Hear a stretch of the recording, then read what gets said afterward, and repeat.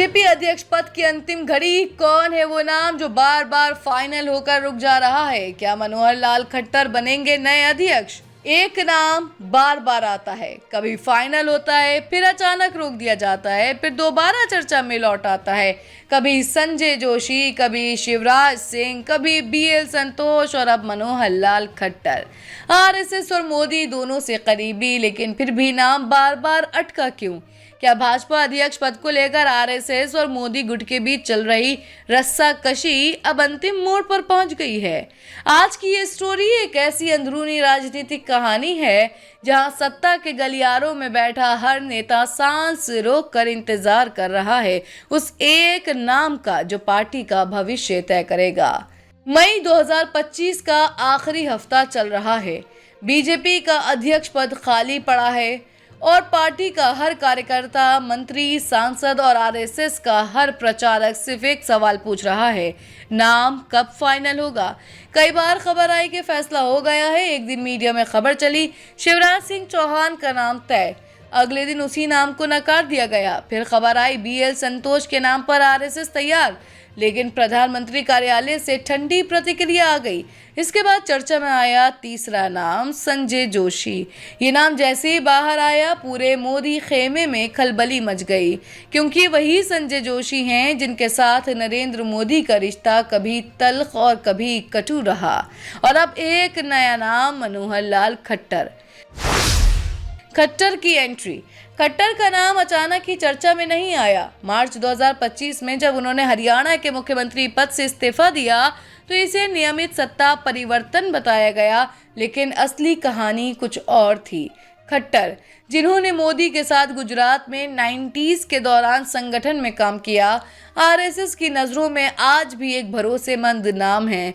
न विवादों में घिरे, ना ही किसी खेमेबाजी के प्रतीक, साफ सुथरी छवि, कठोर प्रशासक और संघ से जमीनी रिश्ता।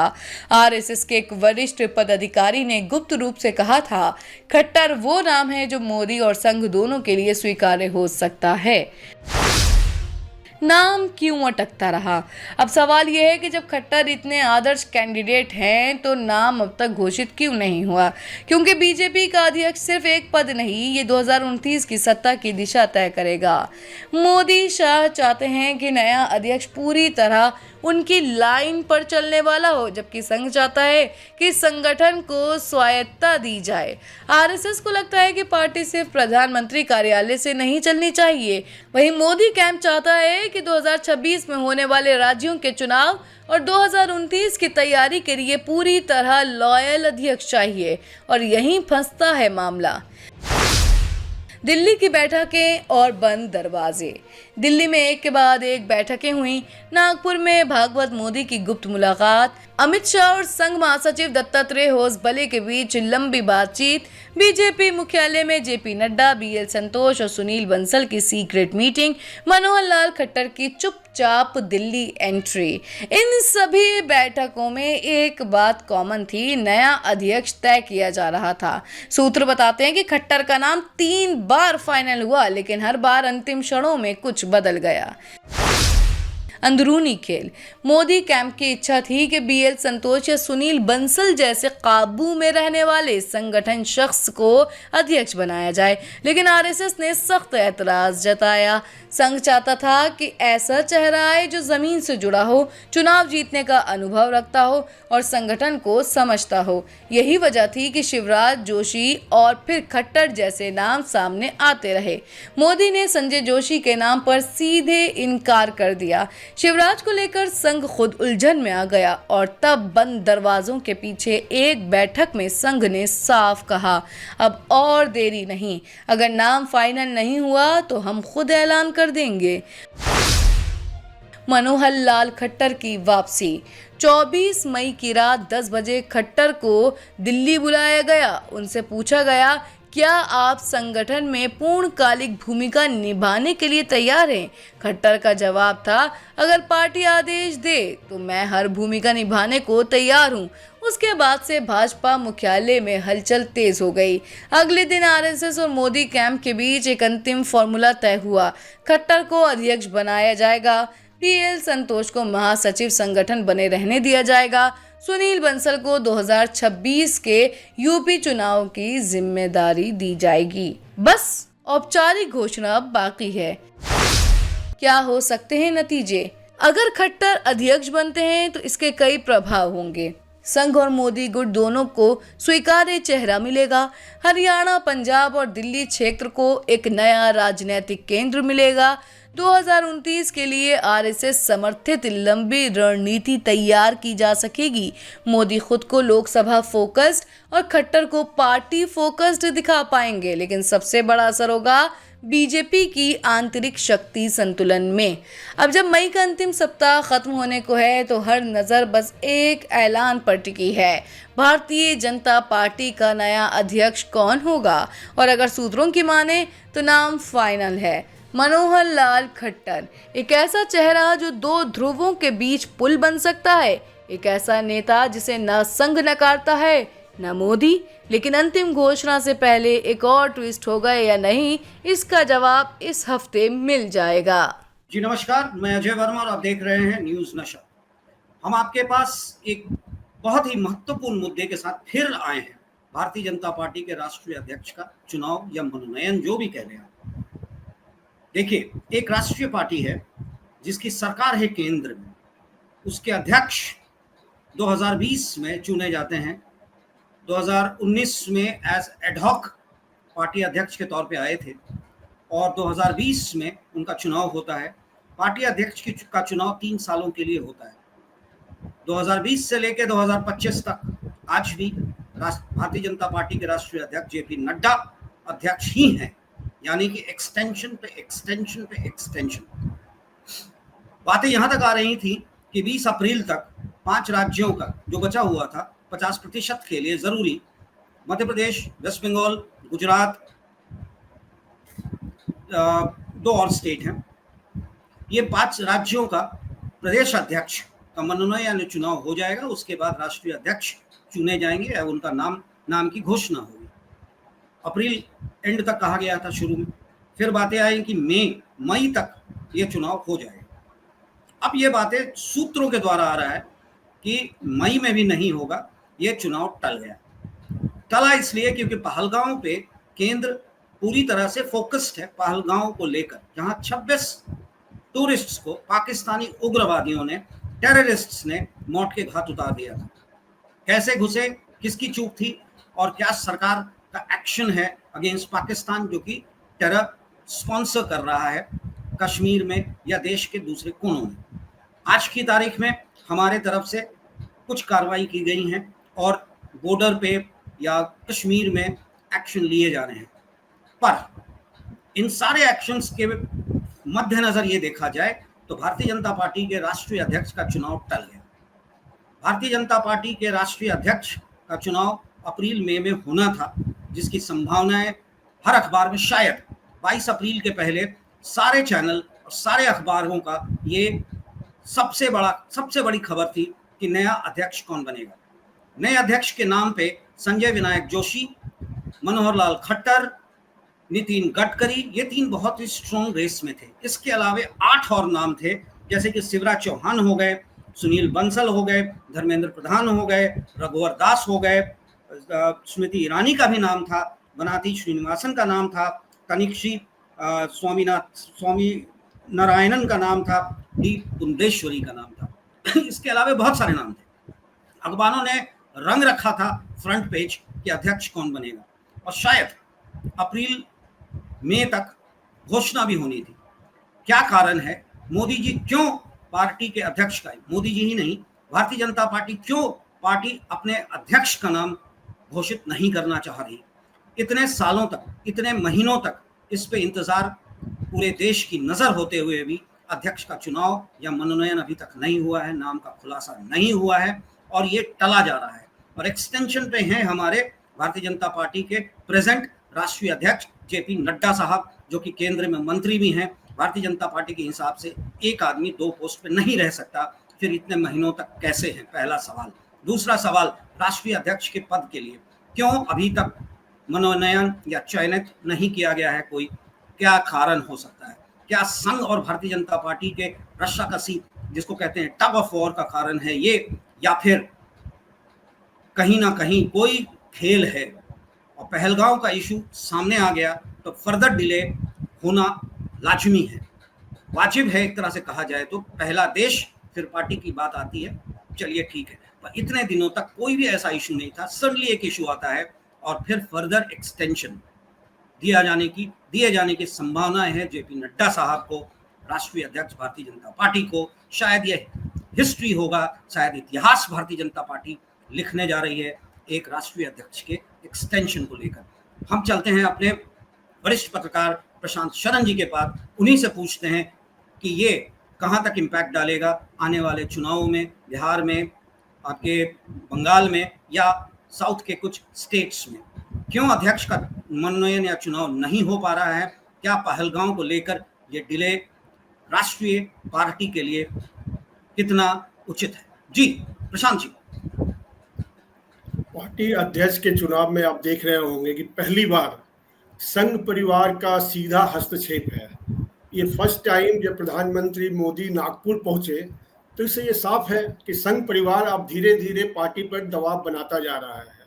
इस कारण से पार्टी अध्यक्ष का चुनाव हो नहीं पा रहा है। संघ परिवार के सबसे प्रिय नेता नितिन गडकरी जो है, तो वो चाह रहे गडकरी वो बने, अध्यक्ष बने, और इधर ये जेपी नड्डा को बनाए रखना चाहते हैं, या स्मृति ईरानी, ऐसे नेताओं को जो है जो एकदम उनके खास हों और हाँ में हाँ मिलाने वाले हों। तो इस कारण से अभी तक आप देखिए झारखंड में वो रघुवर दास को राज्यपाल से इस्तीफा दिलाकर, ओडिशा के राज्यपाल से इस्तीफा दिलाकर वो सक्रिय राजनीति में फिर से लाया गया। रघुवर दास, यह कयास लगाया जा रहा था कि शायद रघुवर दास या तो राष्ट्रीय अध्यक्ष बने या झारखंड के प्रदेश अध्यक्ष बने, लेकिन दोनों का चुनाव नहीं हो पाया। एक झारखंड का भी प्रदेश अध्यक्ष का चुनाव अभी तक नहीं हो पाया है। दूसरी बात, भाजपा जब जब संकट में आती है तो कोई ना कोई राष्ट्रीय घटनाएं मतलब बड़ी घट जाती है। जैसे आप लास्ट टाइम देखे होंगे पुलवामा, और पी भाजपा के लिए बड़ा गजब ये संयोग है। पी पुलवामा हुआ जब भाजपा संकट में थी उस समय। इस समय पहलगांव की घटना जब 26 आतंकी मारे गए, 26 टूरिस्ट मारे गए हैं मन आतंकियों के द्वारा। तो अब क्या है, भाजपा मैंने पूरा का पूरा मुद्दा ही भटका दी है। वो अब मैंने भाई आप पाकिस्तान मेरे ऊपर मैंने ये कर रहा है, वो कर रहा है। तो अब जनता का ध्यान मतलब इधर से उधर चले। अभी आप कुछ दिन पहले देख रहे होंगे कि भाजपा का राष्ट्रीय अध्यक्ष के चुनाव को लेकर सारे अखबार, सारे मीडिया, सारे ये सब किसी न किसी नाम पर ये लगा रहे थे कि भाई ये राष्ट्रीय अध्यक्ष बनेंगे, ये बनेंगे, धर्मेंद्र प्रधान बनेंगे या नितिन गडकरी बनेंगे। फिर स्मृति ईरानी का भी नाम आई, आप जैसा बोल रहे थे। लेकिन क्या हुआ कि सारा मामला टल गया क्योंकि संघ परिवार का सीधा हस्तक्षेप हो रहा है। आप देख रहे होंगे ये पहली घटना है कि जब प्रधानमंत्री कोई भी प्रधानमंत्री भाजपा का वो नागपुर कार्यालय गया हो। इससे साफ है कि अब संघ परिवार का दबदबा कितना बढ़ता जा रहा है पार्टी के ऊपर, और इस कारण से अभी तक चुनाव नहीं हो पाया। फिर एक आ गया मुद्दा कि भाई ये पहलगांव में जो घटना घट गई, तो अभी तक मैंने किसी नाम पर मैंने मोहर वो नहीं लग पाई, या फिर नड्डा जी ही मतलब राष्ट्रीय अध्यक्ष बने रहेंगे, चूंकि वो मैंने यस मैन ही एक तरह से है। मैंने आप मानेंगे कि मैंने यस मैन ही नड्डा जी जो है, नड्डा जी अमित शाह और मोदी के या किसी भी वो सबसे मैंने खास है, जो भी कहे वो अपना बात मानते रहते। इसलिए हम लोग को लग रहा है कि पार्टी का राष्ट्रीय अध्यक्ष का चुनाव मैंने भाजपा खुद नहीं चुन पा रही, किसे बनाए किसे नहीं बनाए, क्योंकि खुद तो भाजपा का निर्णय लेना नहीं है। उसमें संघ परिवार का भी मैंने मेन रोल है, अहम रोल है। मैंने अहम वो रोल है कि संघ परिवार किस पर मोहर लगाती है, जिस पर संघ परिवार मतलब अपना ये करेगा वही राष्ट्रीय अध्यक्ष मेरे ख्याल से ऐसा मैंने बनना है। इस बीच में ये घटना जो घट गई है तो 2-3 महीना तो अब टल ही जाना है। इस बीच बिहार का चुनाव आ जाएगा, बंगाल का चुनाव आ जाएगा, इस तो कुछ दिन और टल जाएगा। नड्डा जी ही मेरे ख्याल से वो अध्यक्ष बने रहेंगे वो फिलहाल, जैसा मेरा मानना है। नहीं, ये पहलगांव में जो घटना हुई, जहां कहा गया कि 26 टूरिस्ट्स को मारने के पहले जो उग्रवादी थे पाकिस्तान स्पॉन्सर्ड, उसमें एक हमीद मूसा का भी नाम आ रहा है, जो पाकिस्तान का डिफेंस का बंदा पैरा कमांडो हुआ था, एसएसजी का बंदा हुआ करता था, जिसका नाम सामने आ रहा है। और कुछ इंटरनल साउथ कश्मीरी नाम भी सामने आ रहे हैं। बिना इंटरनल इन्वॉल्वमेंट के इस तरह की घटना नहीं हो सकती थी, या 200 किलोमीटर बॉर्डर से उस पिकनिक स्पॉट तक कैसे लोग पहुंचे, ये भी एक बड़ा सवाल है। और हमारी इंटेलिजेंस एजेंसी या फिर वहाँ जो सुरक्षा में लोग थे, उनको भनक भी नहीं मिला कि आर्म्ड लोग घुस गए हैं और इस तरह की घटना को अंजाम देने वाले हैं। खैर, ये अलग है। पहलगांव में जो घटना हुई वह बहुत शर्मनाक है, और इससे बड़ी घटना शायद पाकिस्तान ने इतना बड़ा कुकर्म जिसको कहते हैं, पहले आर्मी और पुलिस पे ही अटैक करते थे, अब ये डायरेक्ट टूरिस्ट पे अटैक कर रहे हैं, यानी कि इंटरनल है। और इसके पीछे टाइमलाइन भी बहुत है, जैसे कि ताहिर राना का लाना, वाइस प्रेसिडेंट, यूएस के वाइस प्रेसिडेंट का इंडिया में होना, और साथ में जो सबसे बड़ी बात आई थी कि मुर्शिदाबाद के बाद या बांग्लादेश में जिस तरीके से हिंदुओं पे अटैक हो रहा है, तो ये चौतरफा जो खेल था उसका अंजाम लोग इसको देख रहे हैं, और पब्लिक बहुत ही भड़की हुई है, और तरह तरह के डिमांड्स भी आ रहे हैं। और शायद भारतीय जनता पार्टी के लिए एक अच्छा ये प्लेटफॉर्म बन गया, जिसपे कि उन्होंने अपने राष्ट्रीय अध्यक्ष के पद के चुनाव को डेफर कर दिया, क्योंकि आज की तारीख में कोई नहीं पूछेगा कि राष्ट्रीय अध्यक्ष का आप चुनाव क्यों नहीं करवा रहे, क्योंकि सबसे पहले देश आता है, देश हित आता है, और पाकिस्तान की बात जब आती है तो सारे मुद्दे गौण हो जाते हैं। शायद आपने सही कहा कि ये संयोग ही है कि इस तरह की चीजें हो जाती हैं जब संघ और भारतीय जनता पार्टी के बीच में रस्साकसी होता है एक चुनाव और एक अध्यक्ष पद को लेकर। तो एक ऐसी घटना हो जाती है जहां की भारतीय जनता पार्टी और संघ का मिलन हो जाता है एक ऐसे इशू पे जिसको कहते हैं राष्ट्रवाद, जिसको कहते हैं धर्म, और जिसको कहते हैं, जिस मैं पॉलिटिकली इसको कहूं तो ये होगा कि हिंदू मुस्लिम। जी प्रशांत जी, इस पे आप क्या कहना चाहेंगे? आप देखेंगे अजय जी, जब कश्मीर आप कभी गए होंगे, ये बहुत ही दुर्भाग्यपूर्ण है। आप चप्पे चप्पे पर मैंने पुलिस फोर्स देखेंगे, आप कश्मीर जाएंगे तो हर कदम पर पुलिस का वो डिप्लॉयमेंट है। तो आखिर इतने बड़े टूरिस्ट स्पॉट पर जो है मैंने एक भी पुलिस का नहीं होना, ये कुछ ना कुछ मतलब ये है कि भाई आखिर क्यों नहीं है। मैंने उतना भीड़, 2000 लोगों की भीड़, 3000 लोगों की भीड़ है, प्लस पहलगाम मैंने पूरी तरह से टूरिस्ट स्पॉट ही है। तो मैंने किस तरह से मैंने ये घटना मैंने हो गई, ये तो दुर्भाग्यपूर्ण है। हमारा इंटेलिजेंस फेल है। वो लोग, जैसा कि मालूम हो रहा है कि भाई वो लोग 20 घंटा चल कर आए मैंने टूरिस्ट मैंने स्पॉट पर, मैंने वो मारने के लिए, टूरिस्ट को मारने के लिए हिंदू को चुन चुन कर। एक तो वक्फ बोर्ड के बाद जो वक्फ कानून जो नया जो आया है, उससे हिंदू मुस्लिम के बीच तो कुछ ना कुछ तो तनाव हो ही रहा था। मैं कुछ ना कुछ घटनाएं अपना इस तरह जैसे मुर्शिदाबाद में हुआ, तो सरकार को तो मैंने ये अलर्ट रहना ही चाहिए, क्योंकि कश्मीर मैंने ऑलरेडी पहले ही सेंसिटिव है, ऑलरेडी पहले से। तो ये मैंने एक भी सिक्योरिटी पर्सनल का नहीं होना, ये गवर्नमेंट का पूरी तरह से फेलियर है। या तो हम लोग समझेंगे कि भाई सरकार जो है कुछ ना कुछ ऐसी घटनाएं घट जाती है जिससे सबका ध्यान मतलब अपना भटक जाए। सरकार पर आरोप लगाना नहीं चाहिए, मतलब, लेकिन हम जैसा बोल रहे हैं कि जैसा हम लोग लग रहा है कि आखिर पहलगाम में टूरिस्ट मैंने हैं और एक भी सिक्योरिटी पर्सनल नहीं है, तो ये तो अपने आप में मैंने एक अजूबा मतलब लग रहा है कि भाई क्यों नहीं, जबकि चप्पे चप्पे पर पुलिस फोर्स मतलब वहाँ पर है, तो उतने ऊपर टूरिस्ट स्पॉट पर क्यों नहीं है, एक भी नहीं है। और आतंकी आते हैं, फिर आराम से पूछ कर अपना वो मार के चले जाते हैं, और लगभग आधे घंटे तक मतलब ये घटना होती रही, लेकिन कोई भी मतलब वो वहाँ पर नहीं आया। तो इससे स्पष्ट है कि मतलब या तो मेरा इंटेलिजेंस फेल है, या मैंने गवर्नमेंट की लापरवाही है, या ये है, या फिर मैंने हिंदू मुस्लिम का एक तरह से ध्यान भटकाने का अपना ये। और भाजपा का चुनाव अभी राष्ट्रीय अध्यक्ष का तो मुद्दा बना ही हुआ है कि अभी तक राष्ट्रीय अध्यक्ष मैंने देश की सबसे बड़ी पार्टी है, वो अपना अध्यक्ष नहीं चुन पा रही है। ये आप विपक्षी दल भी मतलब इसको भाजपा को निशाने पर लिए हुए हैं कि भाई भाजपा वो सरकार चला रही है, वो चला रही है, लेकिन एक अपना अध्यक्ष नहीं चुन पा रही है। आखिर क्यों नहीं चुन पा रहे हैं अध्यक्ष? कुछ ना कुछ तो कारण है।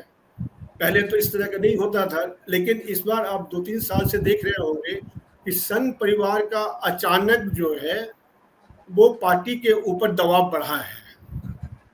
अभी आप देख रहे होंगे, इस कारण आप ये भी देखे होंगे कि हमारे प्रधानमंत्री मोदी जी मतलब वो नागपुर गए, वो संघ परिवार के लोगों से मिले। तो इससे साफ है कि संघ परिवार और भाजपा के बीच जो है एक टकराव है। और जब तक संघ परिवार नहीं चाहेगा कि इन्हें राष्ट्रीय अध्यक्ष बनाना है, तब तक भाजपा के लिए मजबूरी है, मतलब बड़ी मजबूरी है भाजपा के लिए। वो संघ परिवार की सहमति के बगैर अब जो है वो राष्ट्रीय अध्यक्ष के पद पर किसी को बिठाना उसके लिए मुश्किल है। तो अब एक बड़ी घटना घट गई है तो भाजपा के लिए और आसान हो गया है कि चलो 2-3 महीना कम से कम, अभी चूंकि अब कभी पाकिस्तान पर अटैक करना है, कभी ये करना है, कभी वो करना है, तो ये मैंने अपना वो रणनीति बन रही है। तो हम लोग को लग रहा है कि नहीं भाई, पहले तो हमारा देश है, उसके बाद ही मतलब कोई पार्टी है। तो पाकिस्तान मेरे साथ ऐसा किया तो पाकिस्तान को भी सबक सिखाना चाहिए। इसको तो भाजपा को भी समय मिल गया है, 2-3 महीने की समय, अपना 3 महीना तो कम से कम, इसमें 2-3 स्टेट का चुनाव जब हो जाएगा तो 6 महीना और फिर नड्डा साहब फिर 1 साल और रह जाएंगे। फिर ये हम मतलब नहीं, सही बात, मतलब ये है। नहीं, एक बात और हम जानना चाहेंगे कि नरेंद्र भाई मोदी जी प्रधानमंत्री हमारे, वो तो संघी हैं, संघ से उनका जुड़ाव बहुत पुराना है, संघ से जुड़ा उनका बहुत पुराना है। गुजरात के मुख्यमंत्री भी संघ के एक बहुत बड़ा संघ महत्वपूर्ण रोल प्ले किया था उनको गुजरात के मुख्यमंत्री बनाने में। फिर जब गोवा में 2014 के लिए भारतीय जनता पार्टी के चेहरे की बात आई कि किस चेहरे पे हम चुनाव लड़ेंगे, उस समय आडवाणी जी सामने थे और संघ का प्रेशर था कि मोदी जी फेस हो भारतीय जनता पार्टी के 2014 के लिए, यानी कि संघ ने पूरी तरह से उनको समर्थन दिया और संघ और उनके बीच बहुत ही मधुर संबंध रहा। सडन चेंज क्यों हुआ, या फिर कोई और शख्स है जो इस पूरे रस्साकसी और टग ऑफ वॉर या दोनों के बीच के डिफरेंसेस का कारण है? वो कौन हो? साफ जाहिर है, ये आप भी जानते हैं, मोदी जी प्रधानमंत्री हैं, चेहरा है, लेकिन कौन कंट्रोल कर रहा है पार्टी को ये सर्वविदित है, वो सब जानता है। और बिना उनके सहमति के संघ परिवार अगर कहते तो मोदी तो मान जाते, लेकिन एक और शख्स भाजपा में ऐसा है कि वो पार्टी को अपनी उंगलियों पर नचाते हैं, चाहे वो मोदी हो चाहे ये हो। तो बस ये टकराव है। तो वो चाहेंगे, जब तक चाहेंगे वो कि नहीं मैंने इस आदमी को ही बैठाएं, और संघ परिवार चाहेंगे ये बैठाएं, तो मोदी और संघ परिवार के बीच कोई ज़्यादा ये नहीं है। लेकिन एक और नेता जो है, जो कि पूरे पार्टी को मैंने अपना वो चला रहा है, सब लोग वो जान ही रहे हैं कि पार्टी कौन चला रहा है, तो बस उनकी सहमति जो है वो संघ परिवार से उनका टकराव है, क्योंकि वो संघी वो है भी नहीं, वो संघ परिवार से आते भी नहीं हैं। मोदी तो संघ परिवार से शुरू से जुड़े हुए हैं, ये है उनका।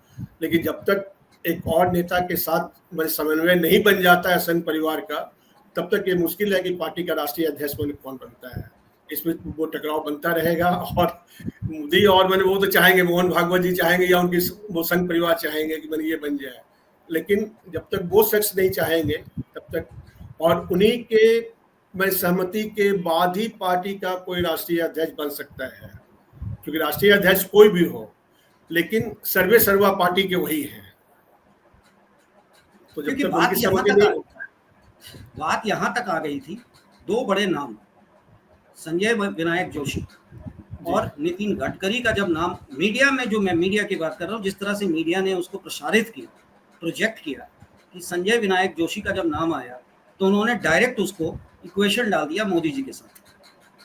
गुजरात के रिलेशन में कुछ आपको भी याद है सारी कहानी, जिस समय वहाँ पर बातें चल रही थी गुजरात में, मोदी जी मुख्यमंत्री नहीं बने थे और पुराने मुख्यमंत्री रिजाइन कर चुके थे वहाँ, और प्रदेश अध्यक्ष, और ये गए थे वहाँ संगठन देखने। तो सारी चीज़ें कैंपेन में भी बहुत एक्टिव जिन्होंने रोल प्ले किया था, जिनके एक समय पे मोदी जी के साथ और बड़े अच्छे मधुर संबंध कहे गए थे, उसको मीडिया ने प्रोजेक्ट किया कि इन दोनों के बीच में इतना स्ट्रॉन्ग डिफरेंसेस है और मोदी जी उनको नहीं चाहते हैं कि वो अध्यक्ष बने। सच्चाई क्या है ये इंटरनल लोग जानते हैं जी।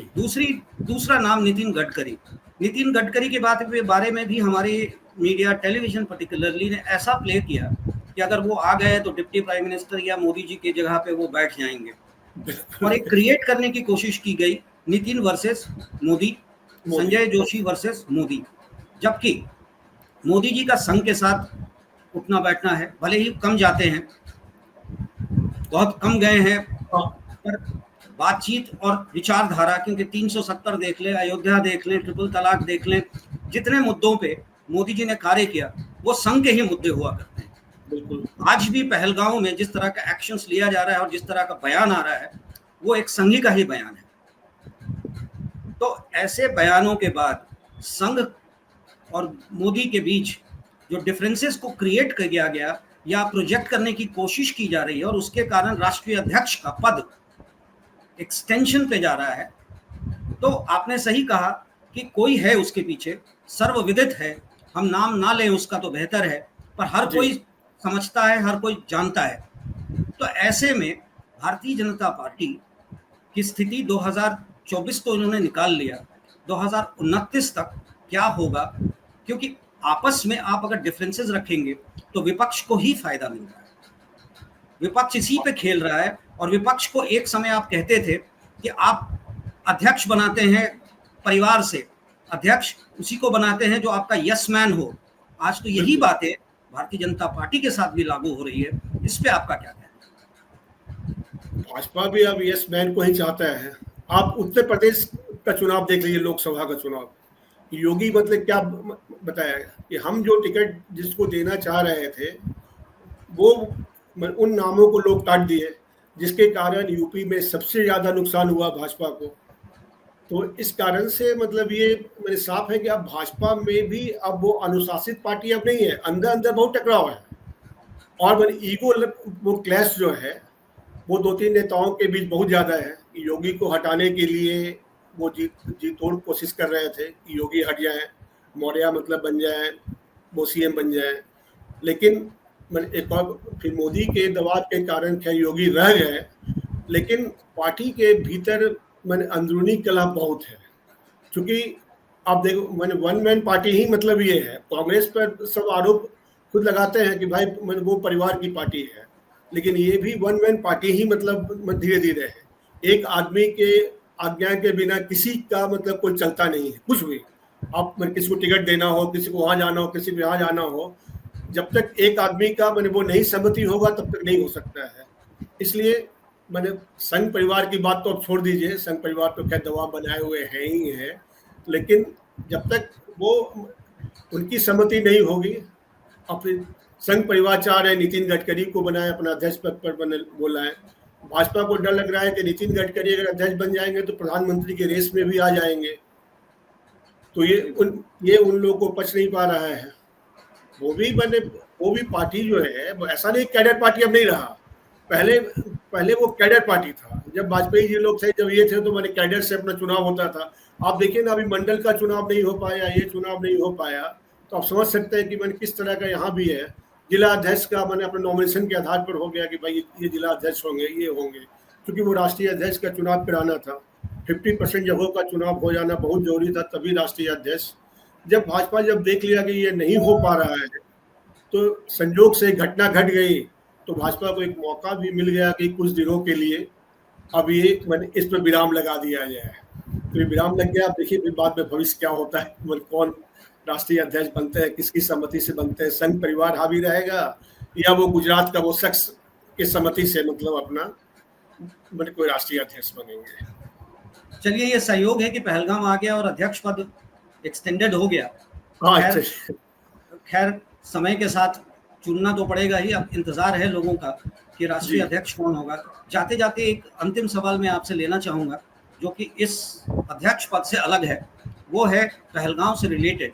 कि पहलगाम के बाद जो एक्शंस की बात आ रही है, कोवर्ट एक्शन होगा, डायरेक्ट एक्शन होगा, क्या एक्शन सरकार लेने जा रही है? क्योंकि कल CCS की मीटिंग है, सिक्योरिटी कमेटी की मीटिंग है, जिसको प्रधानमंत्री दूसरी बार संबोधित करने वाले हैं। वहाँ बैठेंगे मीटिंग में और कुछ डिसीजन लेने की संभावनाएं हैं, पर आज की तारीख में लगता नहीं है कि डायरेक्ट वॉर होगा। कोवर्ट जैसे कि हमने पुलवामा में किया, उस तरह की कोई घटना घटित हो सकती है या कैरी आउट हो सकता है। पर एक सवाल है जो कि आम जनता जानना चाहती है कि जिस तरह से हमने बांग्लादेश को क्रिएट किया, ईस्ट पाकिस्तान को, तो ठीक है वो हमारे बगल में था, नेबरिंग था, वहाँ हमने आर्मी मूव करा दिया। उससे बड़ी बात जो लोग पूछते हैं कि क्यों नहीं इस समय, ये समय आ गया है कि बलोचिस्तान को हम वहाँ आर्मी तो नहीं भेज सकते, पर बलूचिस्तान में जो इंडिपेंडेंस का, सोवरेनिटी का मूवमेंट है, कितने डिकेड से चल रहा है, और जिसपे पाकिस्तान, आईएसआई और वहाँ के डिफेंस वाले वहाँ के लोगों को प्रताड़ित करते हैं, अत्याचार है वहाँ, आतंकित कर दिया जो भी इंडिपेंडेंस की बात करता है। पर उन बालूचीज जो हैं वो खड़े हैं अपने इंडिपेंडेंस के लिए, स्वतंत्रता के लिए। क्या ये समय आ नहीं गया है कि भारत को चाहिए कि उनका समर्थन करें? समर्थन मतलब बातें तो अखबार में भी आती हैं, बांग्लादेश पाकिस्तान का एलिगेशन है कि भारत समर्थन दे रहा है, पर हम खुल के समर्थन इस मुद्दे पे करें कि हम बालूचिस्तान को क्यों नहीं एक इंडिपेंडेंट सोवरेन स्टेट के तौर पे रिकॉग्नाइज कर दें। ये बहुत बड़ी बात होगी पाकिस्तान को धूल चटाने के लिए और एक सबक देने के लिए कि तुम अगर कश्मीर में इस तरह की घटना कर सकते हो तो हम बालूचिस्तान को सोवरेन स्टेट रिकॉग्नाइज करते हैं। अपने यूनाइटेड नेशंस में भी हम इस पे जाके कहेंगे कि हमने उसको रिकॉग्नाइज किया। ये बहुत बड़ी बात होगी। लोग कहते हैं कि ये क्यों नहीं किया जा रहा, आखिर ऐसा होना चाहिए या नहीं होना चाहिए? आपके विचार क्या है? ये जो आप बोल रहे हैं मैंने एकदम यही होगा। आप देखिएगा पाकिस्तान के साथ कभी भी डायरेक्ट मतलब ये वॉर नहीं होगा, कभी भी नहीं। बार बार वो धमकी दे रहा है न्यूक्लियर बॉम्ब, ये सब जानते हैं कि आजकल सारे कंट्री मतलब न्यूक्लियर बॉम्ब से मैंने अपना वो ये है, तो ये कभी नहीं होगा। लेकिन वो बालूचिस्तान को मतलब जो है वो एक कंट्री मतलब अलग वो इंडिया करवा देंगे, एकदम निश्चित करवा देगा, एकदम निश्चित, मतलब ये होना है। और ये पाकिस्तान को इसी तरह से धूल चटाया जा सकता है। सतलज की पानी रोक कर जो है वो परेशान है। बिलावल भुट्टो बोल रहे हैं कि या तो पानी मतलब दे, नहीं तो मेरा खून ही मतलब अपना ये होगा। तो पाकिस्तान के पास अब इतना ताकत नहीं है कि मैंने इंडिया के साथ वो कुछ कर ले। लेकिन एक चीज़ है, वो डायरेक्ट वॉर होने से मतलब वो न्यूक्लियर का तो डर सबको है, मैंने ये तो बात है ही है। लेकिन आपका ये कहना एकदम सही है कि बालूचिस्तान को एकदम ये लोग अलग करवा के ही रहेगा, ये पाकिस्तान पर दबाव बनेगा और पाकिस्तान फिर अपना वो एक छोटा सा कंट्री रह जाएगा। अब मैंने हम लोग का यही मानना है कि डायरेक्ट वॉर होना थोड़ा मुश्किल है, थोड़ा मुश्किल सबके लिए, चाहे वो हम लोग के लिए हो चाहे पाकिस्तान के लिए हो। लेकिन वो बलूचिस्तान को एक अलग कंट्री मतलब वो हर हाल में इंडिया इसी इस टाइम उसके लिए बहुत ही अच्छा है और ये बन जाना है, निश्चित बन जाना है इस बार। चलिए ठीक है, अध्यक्ष पद का चुनाव जल्दी हो जाए, पहलगांव पे कोई डिसिसिव कॉल इंडिया ले ले और आम जनता की जो राय है, ट्राइफर्केशन ऑफ पाकिस्तान, यानी कि पाकिस्तान आज़ाद कश्मीर जो कहते हैं, जिसको हम पाकिस्तान ऑक्यूपाइड कश्मीर हम मानते हैं और मानते रहेंगे। उनका कहना है आज़ाद, हमारा कहना है it is occupied areas of Kashmir और बलूचिस्तान। ट्राइफर्केशन ज़रूरी है आज की तारीख में। पाकिस्तान, पीओके, बालूचिस्तान, इंडिया को चाहिए आज की तारीख में। इससे बेहतर अपॉर्चुनिटी मूवमेंट शायद ना मिले, शायद नहीं हुआ। हाँ, ये तो एकदम ये है। अभी कल तो बहुत महत्वपूर्ण मीटिंग है, कल तो फिर सारा फैसला हो ही जाना, कल क्या होना है नहीं होना है। कल तो ये मैंने है ही है और ये होना है, वो डायरेक्ट वॉर हो या ना हो, लेकिन मतलब ये तो निश्चित होना है। वो पाकिस्तान पर दबाव इतना बनेगा कि उसको झुकना पड़ेगा। वो पाकिस्तान को झुकना एकदम निश्चित है। मैंने ये इतना इंडिया गवर्नमेंट का दबाव बन ही रहा है। बोलो देखिए, अब आर्मी चीफ, उसके परिवार सब लोग भाग जा रहे हैं। आखिर पाकिस्तान छोड़ के क्यों भाग रहे हैं? कुछ ना कुछ तो मैंने भय है वहाँ, कुछ ना कुछ तरह का माहौल है कि बड़े बड़े नेता, बड़े बड़े आर्मी ऑफिसर अपने परिवार को पाकिस्तान से बाहर भेज दे रहे हैं। तो ये साफ है कि सबको इंडिया से तो मैंने डर है ही है। उधर अगर अफगानिस्तान है, ये सब वो अटैक कर देता फिर से पाकिस्तान पर, तो पाकिस्तान की क्या स्थिति होगी? वो साफ है, इंडिया अटैक करे या नहीं करे, लेकिन उन लोगों का तो हो जाना है, इंडिया के सपोर्ट से तो हो जाना है। तो इसलिए अब जो है ये आर या पार की लड़ाई है ही है इस बार, एकदम निश्चित है। कुछ ना कुछ होना एकदम तय है। चलिए, हमारे दर्शक भी और हम आप सब इंतजार करते हैं ये डिसिसिव कॉल कब लिया जाएगा। तब तक के लिए धन्यवाद, बहुत अच्छा लगा आपसे बात करके।